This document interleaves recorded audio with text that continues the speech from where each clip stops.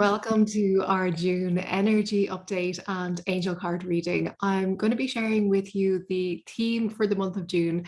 I'll also be talking about the numerology for the month and the meaning behind it. I'll share with you the astrological dates and events coming up and what they mean, the energy shifts and changes taking place. And I'm going to share with you the angel cards that have come up for the month as well and their significance and meaning. So if you haven't met me before, it is a pleasure to have you here. My name is Sandra Ray. I'm an author, healer, and spiritual teacher, and I love to share with you energy of the angels and to share how to connect with the angels. And it is such a pleasure to have you here. So we'll get started. And if you can hear noise in the background, it's my dog scratching, but hopefully it's not picking up on the microphone. So as I said, we're going to be talking about June and the energy that it's bringing. So when I was tuning into the theme for the month, the very clear theme that was coming up was love.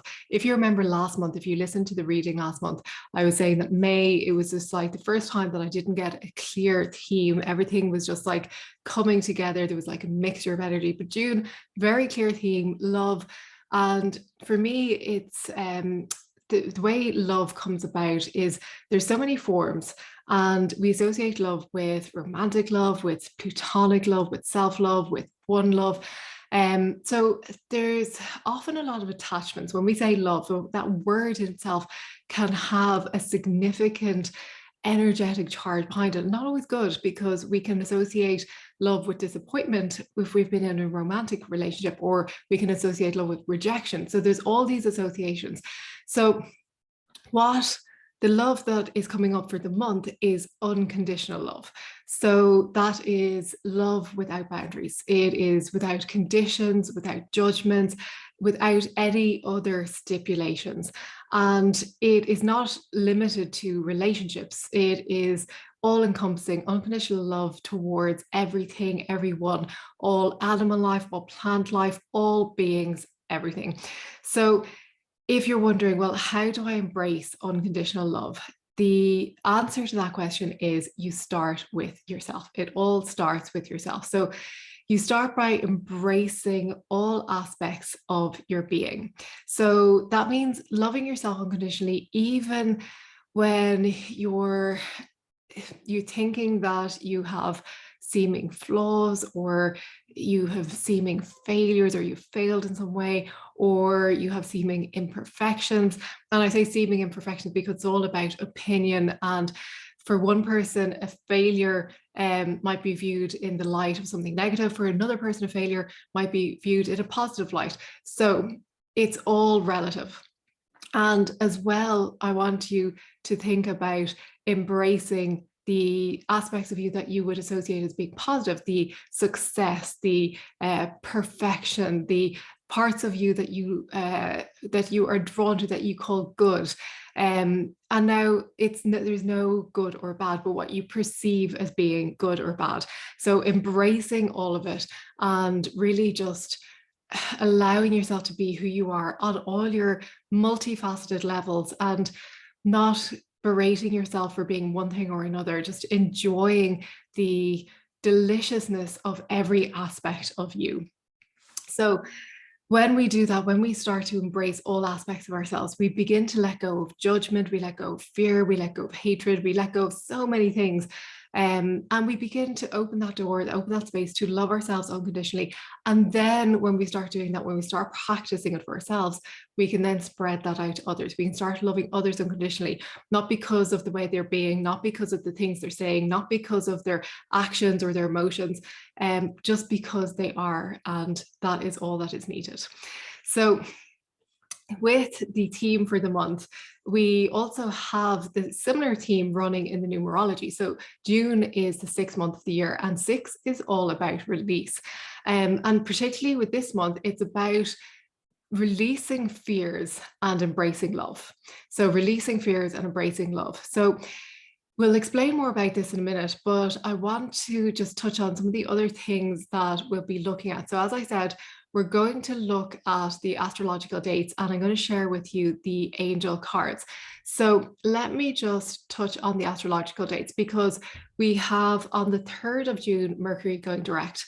On the 6th, we have the 6-6 portal. Don't worry, I'm going to explain all of this in a minute.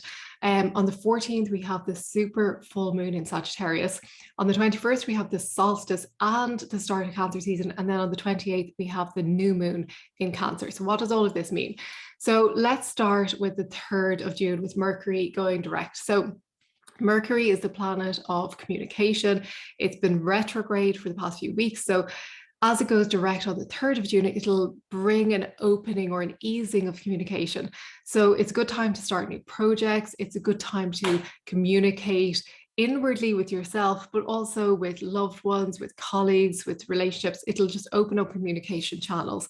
So Mercury going direct always brings that ease of communication, that ease of relationships, that ease of contacting our inner guidance as well. But we are going to find that that's going to bring a little bit of relief. And especially after eclipse season, which throughout April and May was bringing up a lot of stuff that was needing release. And of course, with June being a 6-month, that release is going to be aided, and we'll find that we'll be releasing a lot quicker, and we'll just find that we're getting lighter and lighter. So the 6 also offers the opportunity to refocus. So we'll have on the 6th of June, the 6-6 portal, where we'll have that chance to lift our vibration, to raise up to a higher frequency. And you may need to bring balance between the physical and the spiritual realms. You may find that there's an aspect that needs to be brought into balance. And if you are focusing on problems or issues or situations or challenges, it's time to release all of that to spirit and to trust and to let go. So on the 6th of June, a perfect opportunity to release all to spirit, to the angels, to trust, to let go, and to move to a higher vibration. So as I mentioned, on the 14th, we have the super full moon in Sagittarius. So a super moon is when the moon is closest to the earth. So it's closer than usual, and the energy is amplified for this full moon. It's in the sign of Sagittarius, which is a fire sign. And Sagittarius brings this like fiery confidence. But it also has a very gentle side, a very intuitive side. So we have both working in combination. And they really do complement each other, because we can bring that balance between that fiery confidence and that gentle, intuitive, sensitive side. And we can bring them into balance, and we can become more confident in accessing our intuitive guidance and our intuitive hits.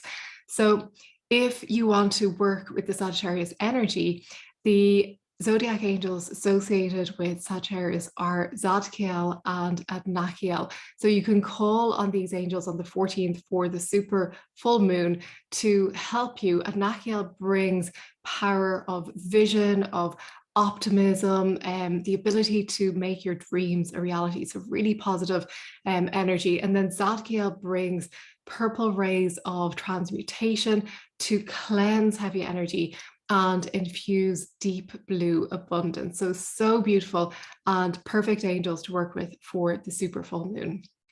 So very closely behind, following the super full moon, we have the 21st, the solstice, and the start of Cancer season. So the June solstice is the longest day of the year in the Northern Hemisphere. It's the shortest day in the Southern Hemisphere.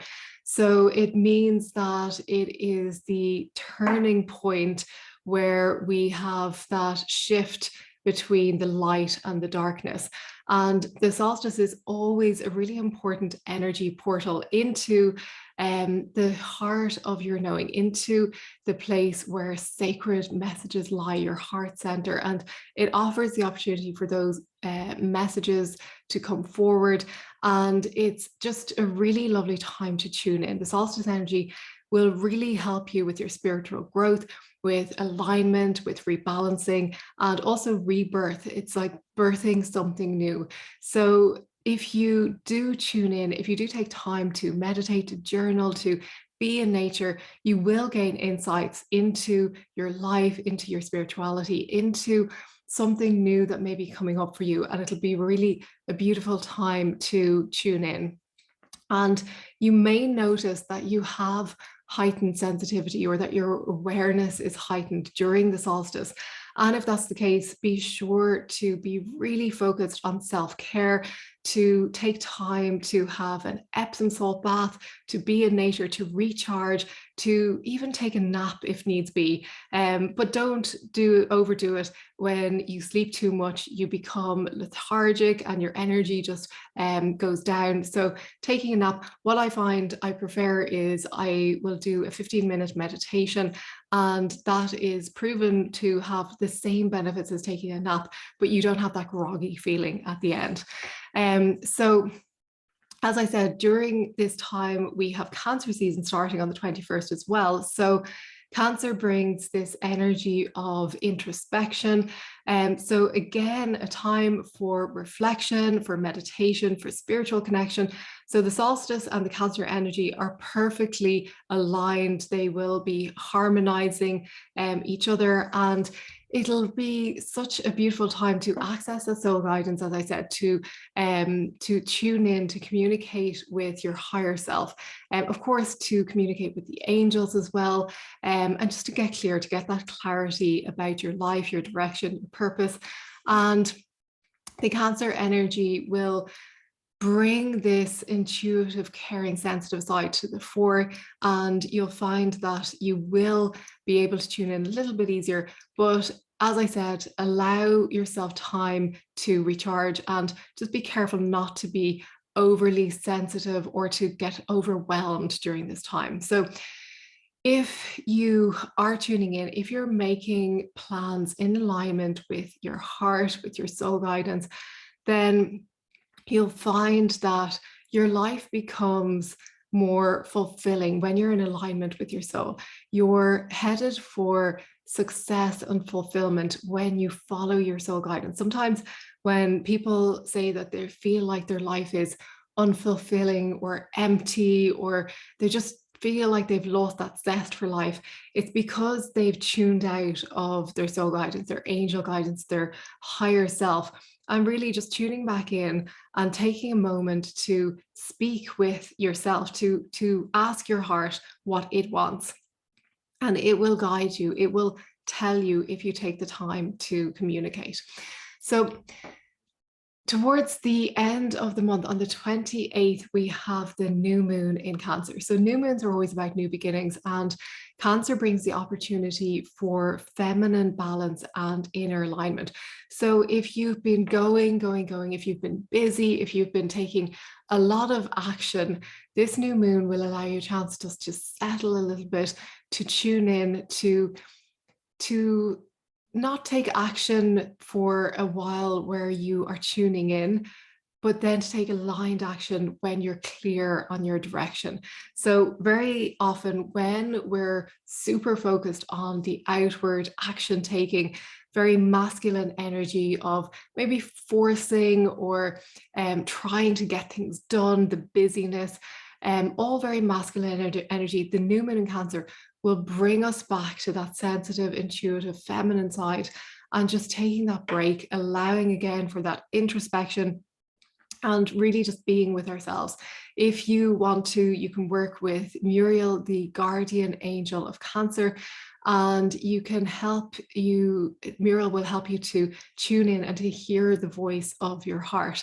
So if you're working with Muriel, she's also known to be the guardian angel of empaths as well as the guardian of Cancer. So if you are an empath, if you feel you have empathic qualities, beautiful angel to work with during the new moon on the 28th.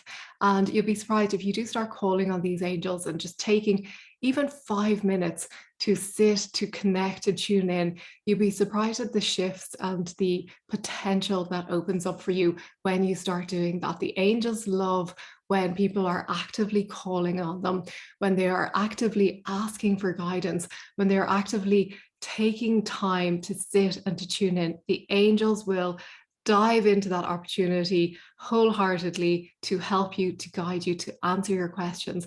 So if you're taking a few moments each day, they will love to be around you and guide you. They love to be around you anyway, but they won't interfere with your free will. So they won't interfere with your life, with your decisions, unless you ask them, what is the guidance for this? What is the highest divine path for me?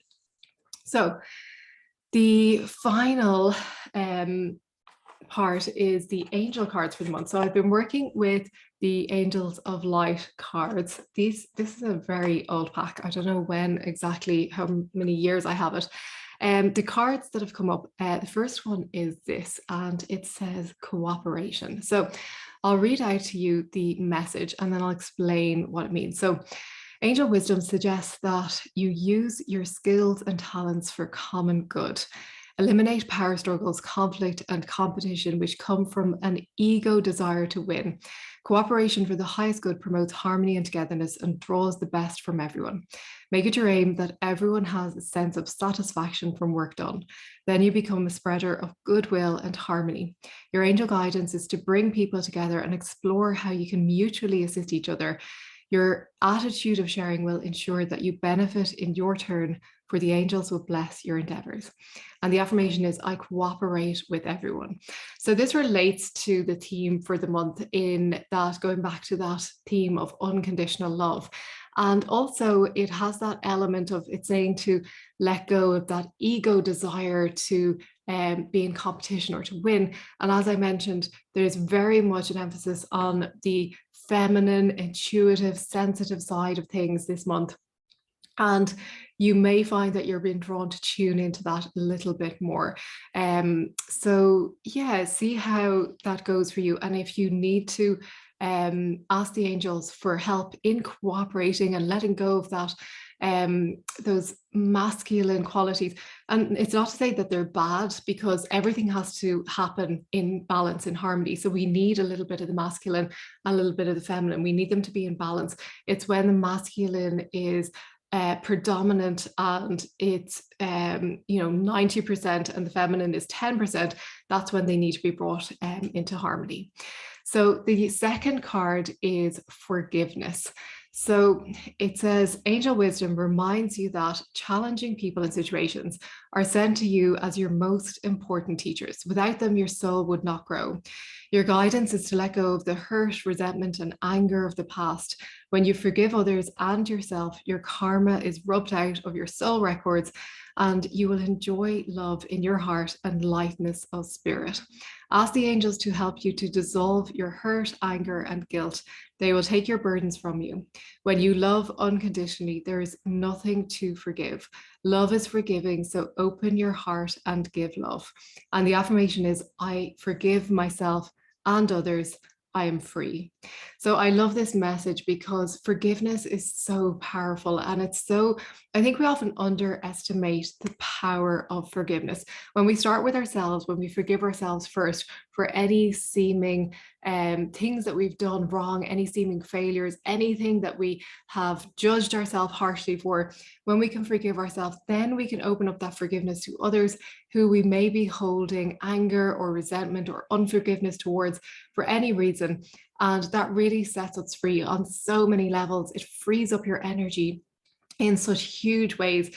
You'd be surprised at the amount of energy that can be drawn into situations and relationships where you hold anger or resentment or unforgiveness, and it's just like an energy drain that's sucking your energy. So forgiveness firstly sets you free, and then it allows for your energy to be freed up and giving you more energy in return. And of course, when you've more energy, you can raise your vibration, and it's like this cycle that continues where you can feel better, you can feel more positive, you can feel more uplifted, and so it's all good.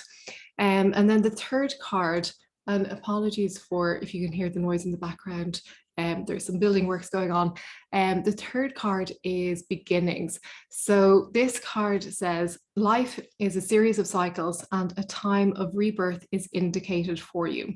This may mean a new phase in a relationship, the germination of a fresh idea, or the development of qualities in you like laughter, light, or hope.